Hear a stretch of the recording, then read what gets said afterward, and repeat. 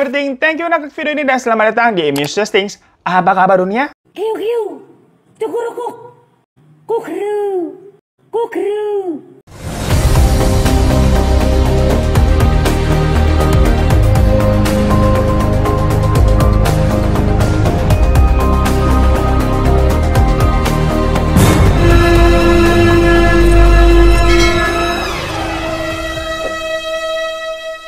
Gengs, kalian pasti tahu kan yang namanya si manis jembatan Ancol. Kalau ke Ancol mah terkenal banget gitu kan, takut ketemu sama si manis. Nah, tapi ini ternyata ada sebuah kejadian lebih jauh horornya dari si manis jembatan Ancol. Ngeri banget sampai ada plot twist yang bener-bener gak disangka-sangka. Bener-bener kayak, loh, baru tahu gue. Kalau misalkan gue nggak pernah ada segmen Mrs. Things nih, gue nggak bakalan tahu ada kasus-kasus begini di Indonesia. Tapi sebelum lanjut biasa, izin dulu ya, kita mau skincarean habis panas banget nih. Abis ini gue mau pergi. Cuma kan kita tetap harus menunaikan kewajiban kok bikin video. Jadi biar sekali mendayung gitu kan, abis ini kita pergi panas-panasan. Izin skincarean bentar kali ya. Cepet kok, ini pakai rangkaian barunya Miral soalnya yang tribikit. Khusus untuk mencerahkan. Isinya ada 3 biji nih dalam satu box. Ada krim pagi, krim malam, sama serumnya. Langsung aja kita hajar. Jadi yang ini tuh mengandung tranexamic acid, gengs. Dia fungsinya bener-bener buat mencerahkan banget. Jadi kita pakai serumnya. Habis itu udah pakai day creamnya, dan ini sama-sama formulanya cepet banget ngeresep ya. Nah, kalau day creamnya ini selain ada tranexamic acidnya, dia juga ada yuzu ekstraknya, gengs. Jadi unik banget ya. Ada kandungan yuzunya, memang kalau di Jepang tuh dia lagi happening banget kandungan yuzu itu buat mencerahkan, gengs. Udah deh, selesai. Cepet kan? Nah, pokoknya buat kalian lagi nyari produk untuk mencerahkan kulit, nih skincare wajib banget kalian cobain. Miral yang terbaru nih, Tribikit, isinya ada 3. Praktis banget, gampang, gak usah pakai ribet-ribet lah. Ini udah essential banget, ada day cream, night cream, sama serumnya. Yang mana untuk Tribikit ini fokusnya memang untuk mencerahkan ya. Kalau yang Glossy Series itu kan untuk melembabkan dan menyehatkan kulit. Jadi, beda tujuan gitu, gengs. Kalau kalian mau cobain dan harus cobain, langsung aja check out. Saran gue sih pakai Shopee biar bisa pakai kode voucher ini. Yang pokoknya linknya ada di deskripsi di bawah ya.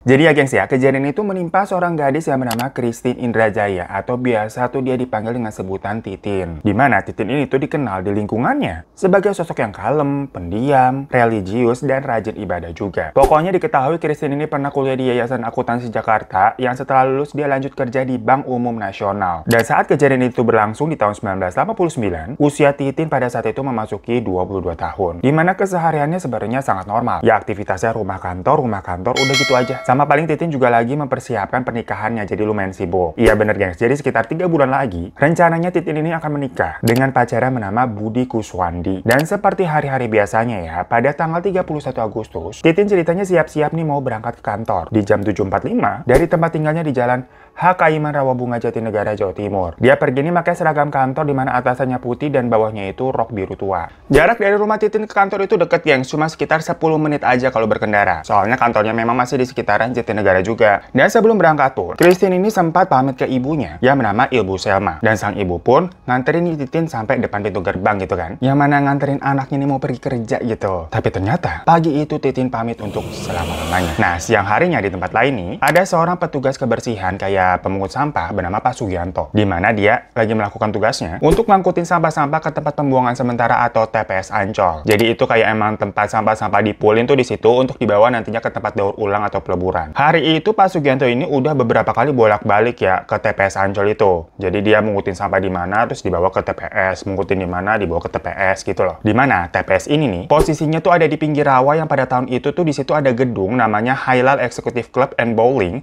yang merupakan pusat hiburan malam gitulah. Nah, TPS-nya pokoknya di belakang gedung tersebut. Pokoknya kondisi dari TPS Ancol ini waktu itu tuh selalu sepi sepanjang hari. Cuma ada beberapa petugas kebersihan atau petugas sampah yang kadang kelihatan lalu lalang. Itu pun ya kadang-kadang doang. Kalau kebetulan memang mereka ini lagi buang sampah-sampah ke TPS itu. Selebihnya ya mereka pergi lagi dan gak ada yang standby di sana. Nah, sekitar jam 2 siang, Pak Sugianto ini yang telah bolak-balik ya ke TPS Ancol, habis mengutin sampah, dia kan ke TPS Ancol lagi nih untuk keempat kalinya. Udah dari pagi tuh, pas jam 2 siang dia ke TPS Ancol. Di sana dia tidak cuma melihat ada tumpukan sampah, melainkan ada sosok wanita tanpa kepala yang digeletakin begitu aja di antara tumpukan sampah. Ya lihat begitu, Pak Sugianto langsung bergegas untuk lapor ke Polsek Penjaringan Jakarta Utara. Yang mana atas laporan tersebut, polisi pun langsung gercep menuju ke sana. Nah, saat polisi datang, sosok wanita tanpa kepala itu masih dalam kondisi yang sama, tergeletak tengkurap gitu ya, di antara tumpukan sampah dan hanya memakai dalaman doang. Yang dalamannya pun itu udah melorot sampai ke daerah pangkal paha. Dan ada sebuah rok biru juga di sampingnya. Nah, selain kepalanya nggak ada nih, ternyata kedua pergelangan tangan wanita itu juga nggak ada, gengs. Padahal nih posisinya lengannya nih mengarah ke atas, sementara lengan kirinya nih menindih perutnya gitu kan, tengkulap, tapi pergelangannya nggak ada. Anehnya wanita ini ditemukannya dalam kondisi bersih, dalam arti nggak ada bekas tanah ataupun itu kan di sampah ya, jadi nggak kotor juga gitu loh. Nah makanya dugaan sementaranya wanita ini tuh dihabisi di tempat lain, terus dibuangnya di TPS Ancol. Hal itu memang diperkuat dengan ditemukannya sisa jejak ban mobil di sekitar TPS Ancol tersebut. Akhirnya wanita tadi itu dibawa ke RS Cipto Mangunkusumo di Salemba, Jakarta Pusat untuk diotopsi lebih lanjut. By the way, ahli forensik yang menangani kasus ini waktu itu adalah Dr. Abdul Muim Idris, di mana beliau juga yang menangani Munir sama Marsinah, gengs. Jadi ini cukup kompatibel ya. Dan dari hasil otopsinya diketahui, ini maaf ya, bahwa lubang dubur dari wanita tersebut tuh mengalami pembesaran sebesar 1 cm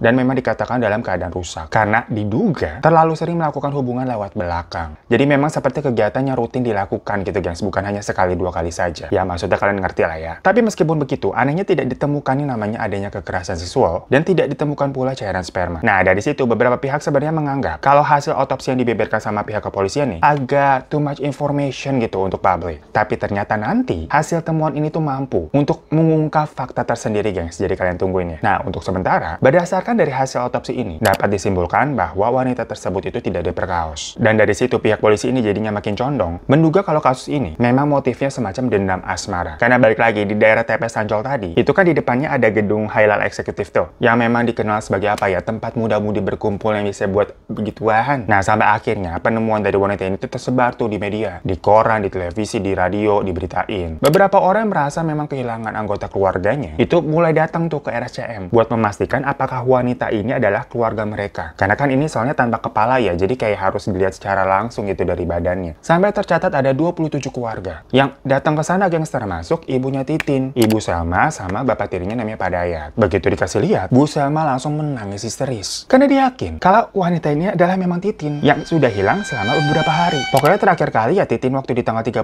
Agustus pamitan sama ibunya bilang mau pergi kantor kan. Bu Selma melihat itu adalah Titin tuh yakin karena dari kakinya nih mirip banget seperti kaki anaknya yang selalu dia pijit setiap malam kalau Titin ini pulang kerja. Jadi kan kayak sedih banget gitu ya, cuma bisa dikenalin dari kakinya. Mendengar keterangan dari Bu Selma, pihak kepolisian dan ahli forensik pun melakukan screening tuh. Dicocokkanlah nih datanya Titin dan hasilnya diperoleh beberapa kesamaan. Dari golongan darahnya benar sama-sama A, ukuran sepatunya juga sama. Terus sama waktu di TPS Ancol kan ditemuin ada rok biru tuh. Nah itu memang rok biru yang persis banget dengan seragam kantornya Titin. Untuk memastikan biar semakin akurat, pihak kepolisian meminta Bu Selma untuk pulang dulu ke rumah dan mencari beberapa helai rambutnya Titin yang mungkin tersangkut di sisir ataupun ada di kasur gitu kan, yang nantinya mau disamakan dengan 2 helai rambut yang memang ketinggalan ada tuh di tubuh wanita tersebut. Alanya ternyata hasilnya cocok, gengs. Dimana wanita yang ditemukan di TPS Ancol itu ya adalah benar Titin. Setelah mengetahui identitas tersebut, kedua orang tuanya Titin tentunya langsung dimintai keterangan. Dan polisi juga menghubungi pacarnya Titin tuh, Budi Kuswandi, sama beberapa rekan kerjanya Titin. Pokoknya orang-orang terdekat tuh semuanya diinterogasi. Nah, seperti tadi yang gue bilang di awal, dugaan polisi sementara ini kan motifnya tadi hubungan asmara ya. Jadilah Budi Kuswandi ini yang selaku pacar dan tunangannya Titin menjadi suspek terkuat dalam kasus ini. Namanya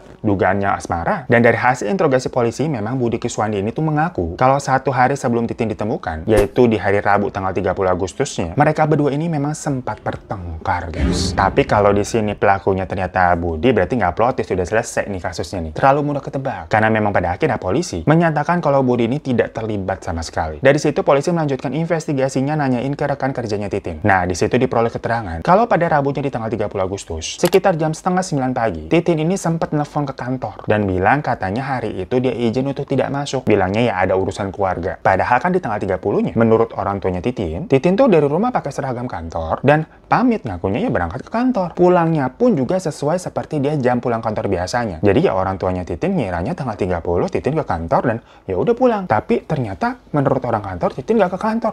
Loh, kemana dong? Ada apa?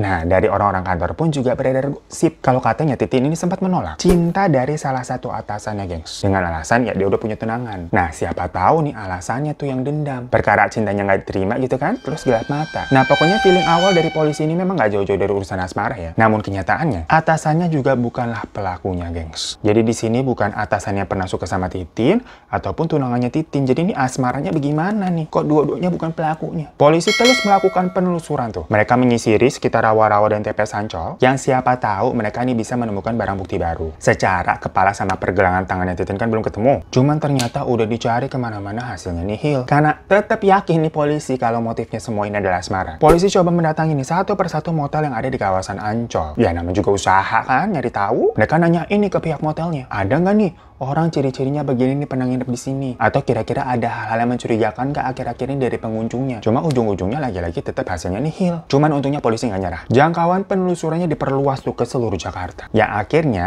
membuahkan hasil. Waktu itu polisi mendatangi motel Angkasa Puri namanya yang terletak di Jalan DI Panjaitan, Jakarta Timur. Nah, petugas motel di sana tuh bilang pada tanggal 30 dan 31 Agustus memang ada pasangan yang membooking kamar 116. Pasangan ini pokoknya check-in di hari Rabu pagi tanggal 30 dan sekitar jam 8 paginya. Petugas motel mendapatkan telepon dari kamar tersebut untuk minta disambungkan ke telepon Bank Umum Nasional di Jatinegara, yang mana itu adalah kantornya Titin. Nah, dari keterangan itu kan seperti cocok nih dengan keterangan atasnya Titin atau orang kantornya Titin, yang memang pada hari itu bilang kalau Titin nelpon ke kantor kan untuk bilang izin gitu nggak masuk. Tapi sore harinya pasangan ini tuh check out. Tapi besokannya di tanggal 31 Agustus mereka check in lagi pagi-pagi dan meminta kamar yang sama di kamar 116. Nah, jadi match lagi nih. Orang rumah kan taunya memang di tanggal 30 Agustus Titin pergi ke kantor terus pulang kan sesuai jam pulang kantor. Karena memang check outnya sore-sore tuh. Tapi besokannya di tanggal 31 Agustus Titin pamit lagi pergi ke kantor, tapi habis itu nggak pulang-pulang. Nah, polisi langsung memeriksa tuh kamar 116. Di sana ditemukan tuh ada sisa-sisa ceceran darah. Ada juga rambut serta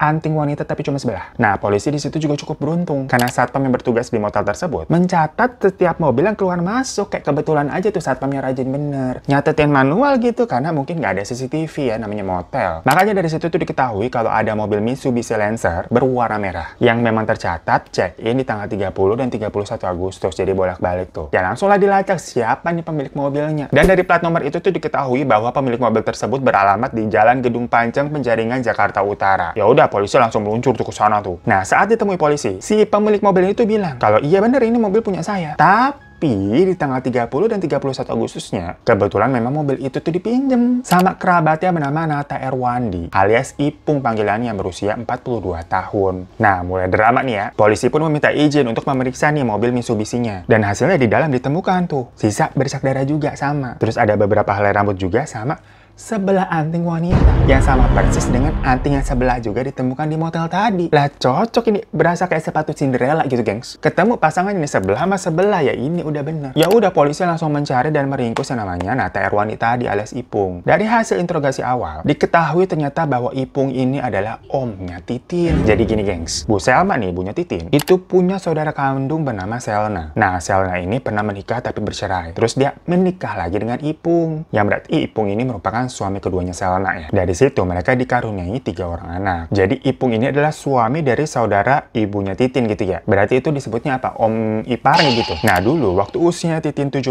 tahun, Titin pernah ikut tinggal bareng sama Ipung dan Selna karena rumah mereka lebih dekat dengan sekolahnya Titin. Jadi bisa dibilang hubungan mereka deket. Tapi di bulan Agustus 1989, Selna sama Ipung ini ternyata telah mengurus proses perceraian. Ya pokoknya kalau dari sisi Ipung nih, sebenarnya dia nggak terima nih kalau mau diceraiin sama Selna. Apalagi Ipung dapat info kalau Selna ini katanya mau balikan sama suami yang pertamanya tuh. Terus Selna juga katanya punya cowok lain gitu lah. Pokoknya Ipung nggak mau ngelepasin Selna nih. Nah, menurut pengakuannya Ipung waktu diinterogasi, dia waktu itu ketemuan sama Titin di motel itu untuk minta tolong buat bantuin si Ipung nih untuk balikan sama tantenya Selna tuh gimana pun caranya. Tapi ternyata di situ kata Titin nggak mau bantu dan malah berada di pihaknya Selna. Karena kesel nih Titin nggak mau bantu, akhirnya Ipung gelap mata, Titin ya dihabisin. Tapi make sense gak sih? Minta tolong nih sama keponakannya buat balikan sama istrinya atau tantenya kan tuh. Tapi mereka janjiannya di motel. Sampai 2 kali check-in check-out lagi. Kayak apa kabar dunia gitu, something fishy nggak sih? Dan menurut keterangan dari polisi, Ipung ini juga semacam menunjukkan kayak apa ya, punya gangguan mental. Jadi dia kayak banyak bengongnya dan sempat mencoba memotong nadinya juga. Ya untungnya hal itu cepat diketahui sama polisi, dicegah, langsung dilarikan tuh Ipung ke rumah sakit dan selamat. Setelah beberapa kali menginterogasi Ipung, akhirnya polisi dapat mengungkap motifnya Ipung nih gengs. Ya sebenarnya hal ini juga diungkap oleh jaksa penuntut umum di dalam pengadilannya. Jadi beberapa tahun ke belakang nih, rumah tangga dari Ipung dan Selna ini memang gonjang-ganjing. Yang berujung Selna ini meminta cerai dengan alasan pokoknya Ipung ini kerjanya nggak jelas, suka judi, mabuk sama KDRT. Selna ini juga bilang kalau Ipung punya kelainan, di mana dia sering maksa untuk melakukan hubungan lewat belakang, dan hal itu selalu Selna tolak. Nah, seperti yang gue udah bilang tadi, kalau Titin waktu umur 17 tahun, dia kan pernah tinggal tuh sama Ipung dan Selna. Nah, dari situ ternyata terjalinlah hubungan gelap antara Ipung sama Titin. Jadi udah lama banget, gengs. Yang gimana bilangnya ini ya? Hubungannya ini anti mainstream gitu loh. Definisi apa kabar dunia? Ini menurut catatan berita dan tadi penuturan dari jaksa penuntut umum di pengadilan ya. Jadi kan si Ipung ini memiliki kelainan suka melakukan hubungan lewat belakang. Sementara Titin ternyata itu juga maunya main lewat belakang. Supaya pas nanti dia menikah, dia tetap perawan depannya, gengs. Nggak tahu nih calon suaminya. Lah kan bener kan?